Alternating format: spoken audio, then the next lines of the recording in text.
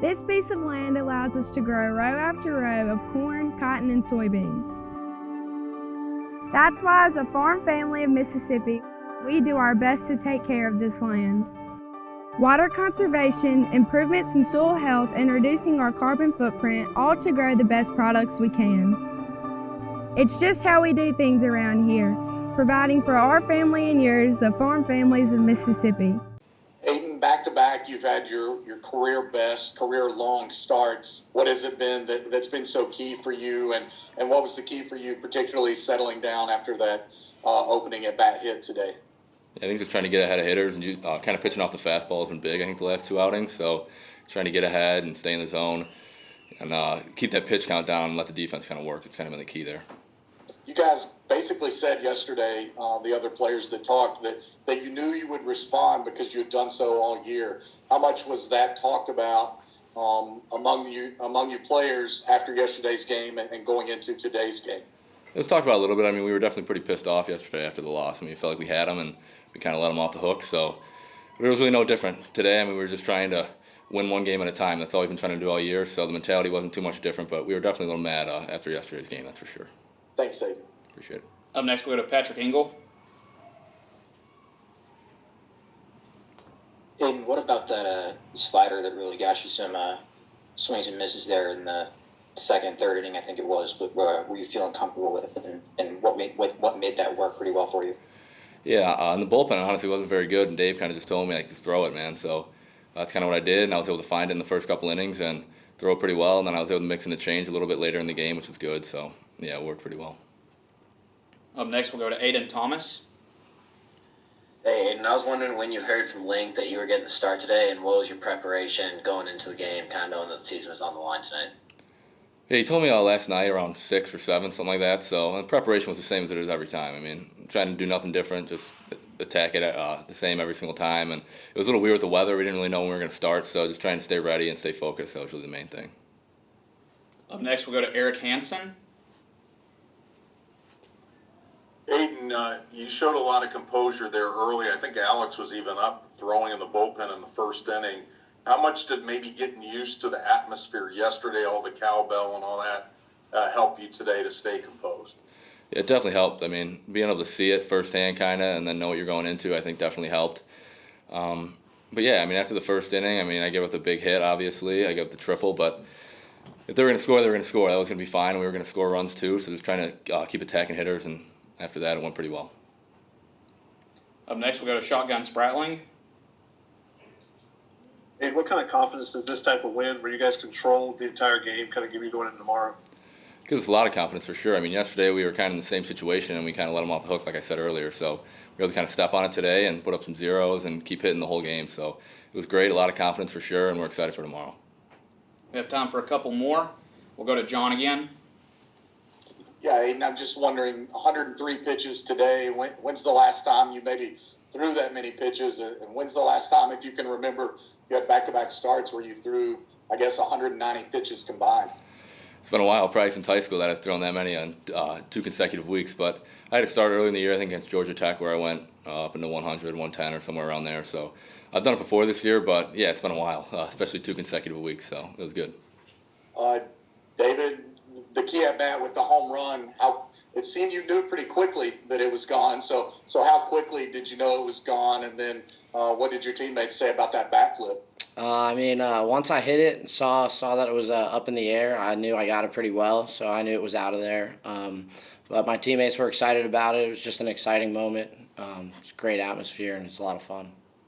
And then just following up real quickly, the response from the team today, you guys basically said yesterday you knew you would respond because you had done so all year. I mean, what was the mood like the last 24 hours before this game, and what was the confidence level like going into the game and now coming out of the game?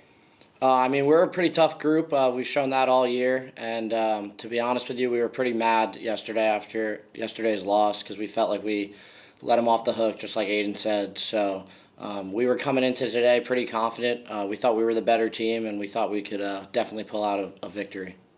Thanks, David. Up next, we'll go to Shotgun Spratling. Yeah, but what did you see from Aidan on the mound? Working down in the zone really well. What kind of enabled him to brush off those first couple batters and then settle in? Aidan's been had great composure all year. He's been able to take in the moment and do his thing, which is living at the knees and using his slider and changeup off of that. And that's exactly what he did today. He lives at the knees with his fastball, and he threw that slider right off of it. Link, what'd you say to your team last night when you got back to the hotel, today before the game? And then just specifically what you say to Aidan when you talk to him about making the start today with the season on the line? You can learn from the mistakes, and you can be mad and come out and be mad. Like, everybody's mad. I was mad. It was a miserable day. We had a chance to win the game last night. Be mad. Like, come play mad and angry, and you're not going to shake that off, so don't try to shake it off. Learn from it, process it, and let that frustration try to focus you, because it was going to be another dogfight, which it was. And I know we separated a little bit, but 8-1 or 9-1 does not feel safe against this team. So I want them to play. Like I told you guys yesterday, like sometimes we've rebounded and played angry and still in control of themselves, but that's what we told them. AT, I didn't have any, heart-to-heart with him. He pitched a complete game, I think, last week, and we turned 5 double plays, and we just needed him to be the cool, calm, collected Aidan Tyrell. And that's what he was. The first pitch of the game was center cut. He just told me, he's like, Coach, it was right down the middle, a little bit up, and Rowdy throttled it. And after that, he mixed. He had a couple innings there where he struck out, 5 guys out of 6 maybe, and the slider was down and good. And he mixed in his changeup. He controlled the running game. So that was, if you've never seen our team play, that was us playing a good game. Yeah, and just following up, we've talked a few times this year, Link, that your guys can play mad, that they can play ticked off. What is it about their makeup, about their demeanor, their composition that allows them to harness that in a positive way? John, I don't know. When you dig that deep into it, I don't know if it's the taste of seeing things go well, and as soon as something's not right, it's frustrating. So I guess if I had to bet $100 on it, that's what it would be on. I just think they like to see success and the game played the right way. And I think part of the reason our defense has been like it was today is they value and grind through to not let balls through the infield and not let fly balls land and line drives. It's just the way they are, and they've tasted success, and unsuccessful looking baseball makes them upset. And they seem to harness that and move forward and apply some of that focus to the next task they have. Last one for me, I promise, and I know it's been a whirlwind, but have you had a chance to speak to your son yet? Or I'm sure you at least saw the score, and what's that emotion like? I can't tell you. My wife's up there in the top row, section 209, crying. He was on second base at one point, and they flashed the game on the scoreboard. I think it was a 2-2 game, and it's the first time in my career I actually looked at the scoreboard to see what was happening. And we were up 8-1. That's a moment to think that you're playing and coaching a game of this magnitude, and your son was involved in the winner-take-all game, and you cannot draw this up. It's fairy tale-like stuff. My wife she said, I'm coming to your game because if they win, I'm going to Omaha, and if they lose, I don't want to be there anyway. So she was here. That was her decision. All the days of baseball and helping JT in the off seasons, and he's in a great program, and those guys at NC State really coach the kids well and hard and take care of them and develop the complete kid. And I'm proud of their program. They're a very good team that got off to a 1-8 start in ACC play. And when we played them, and I told those guys, and I told my son, you guys are a really good team. Everybody knew it, and they've kind of caught fire. And to think that I sat here in this stadium with that many people kind of fighting, and what was going through my mind, part of it was unlike anything I ever imagined could be on my mind during one of these games. And I'm very proud of JT, and I'm very proud of Coach Avon and Coach Hart and Clint Chrysler and Joey Holcomb. Those guys have pushed those kids and held it together and turned it into obviously a championship team. Thanks a lot, Link. Thanks, Josh. Up next, we'll go to Eric Hanson. Hey, Coach, you moved Preisner up 3 spots in the order today. He was in the middle of everything again today. Can you talk about his game and what he brought to the energy of this game? Well, he's handled left-handed pitching fairly well, and Wingo and I like to kick it around, and Wingo felt like that was the right batting order.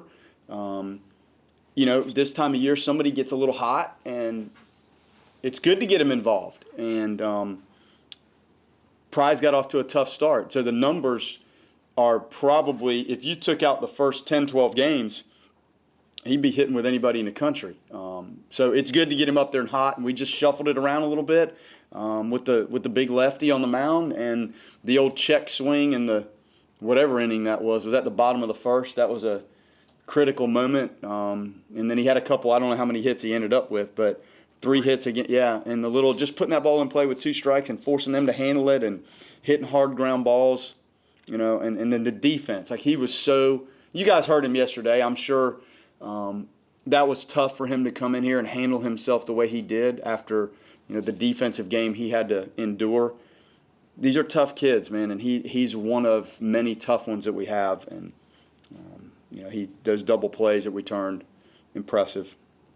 Do you have a sense yet what you want to do with your pitching tomorrow? I do. I mean, it lines up for Mercer to start. I mean, we've been so creative with our pitching. That's probably what we'll do. But Chuck and I will talk about it. If I had to start the game right now, it would be Mercer, and he started a lot of games for us. And I think we're okay in the pen. We're not in great shape in the pen, but we'll kind of manage it and piece it together and try to go lefty, righty, lefty, and maybe Colup's back, and our third baseman has pretty good stuff. We'll figure it out. Thank you. Up next, we'll go to Aidan Thomas. Hey, Link, I had 2 questions for you. One, what exactly went into the decision to start Tyrell, versus Mercer today? Last week we saw Mercer go before Tyrell in the rotation. Was there a particular reason you went with him today in Game 2? There's times when Tyrell has a little more swing and miss. And I thought his outing last time was very good. Mercer's was very good. Chuck and I both had the same gut feel. Like, I felt like Tyrell's stuff was the way to go today. And you saw him get in that mode where he punched some people out. In this environment, in this setting, with a smaller field, strikeouts definitely helped the cause. And he had a string of them. What did he strike? He struck out 6. But there was a moment when that game was still in balance where he punched in the 2nd and 3rd inning. He punched out a handful of guys, and that built the momentum for us. So it was just a feel thing. Mercer could have done the same thing, I suppose, but it just felt like the right move. And then just one more from me. We heard a little bit of a "Let's Go Irish" chant, coming out in a pretty big stadium down there in Starkville. What does it mean to have that kind of fan support, even playing a big series like this on the road? They're hungry for it. The fans, the parents, people are hungry to see us play on this stage and play the way we played today on this stage. So it was great. I mean, I heard it. I actually heard it, and then I heard 13,000 cowbells try to stifle it out. So it was a fun combination. I can't say enough about the kind of the grit of our players. Up next, we'll go to Tim Prister. Link, Pricer's been so hot, I guess it was natural to move him up, but did you think you might get a little bit more pop in the bottom of that order? I have 2 questions. Let's just start with that one. Did you think? What's your first one? You had home run pop in the bottom there when you put Brannigan down in the 7th hole.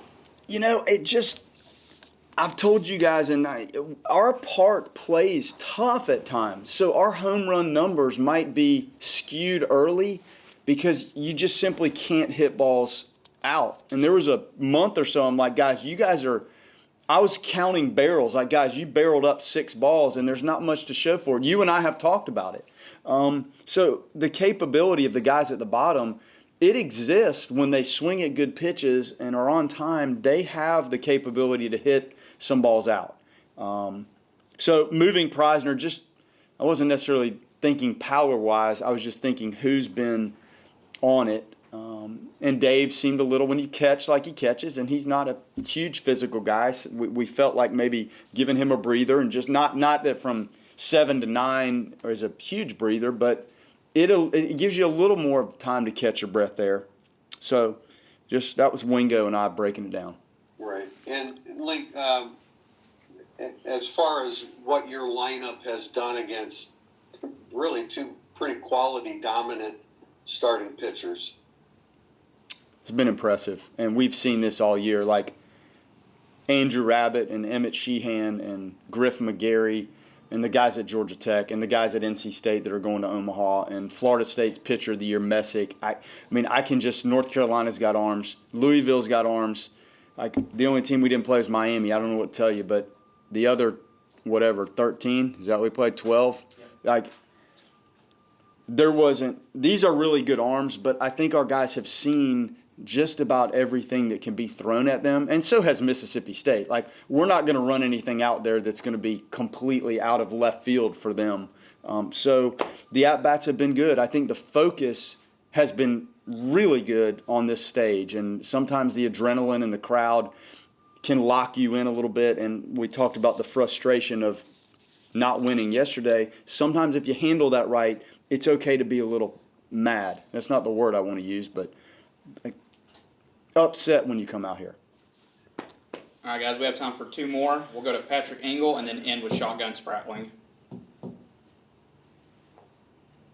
Yeah, Link, it looked like Alex first got up in the bullpen in the second inning, and then every time that he seemed like he started with Rowe, Aidan got in a groove or worked around a runner. And was Alex pretty tired in a sense just from getting up, getting down, all of those innings in there? We have 3 different ways we manage the bullpen, so I actually radio down to the guys at what level of throwing intensity I want. So we then match pitches. So once somebody gets hot for us, then we go about 1 pitches in the bullpen for every 3, 4, or 5 in the game.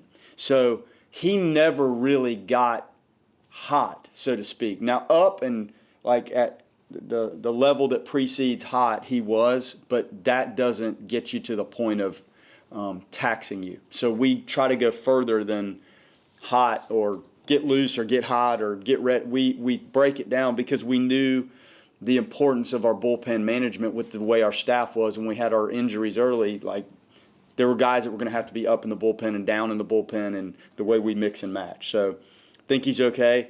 But he was. We were not going to let this thing obviously get out of hand the other way. We needed to have every bullet in our gun ready to go, and that's why he was up. Because the first pitch of the game was throttled. It was 1-0 after 2 pitches, and we weren't going to wait. And then the more serious note, what kind of weapon has that slider been for Aidan all year? And then what in particular did you see how he threw that tonight?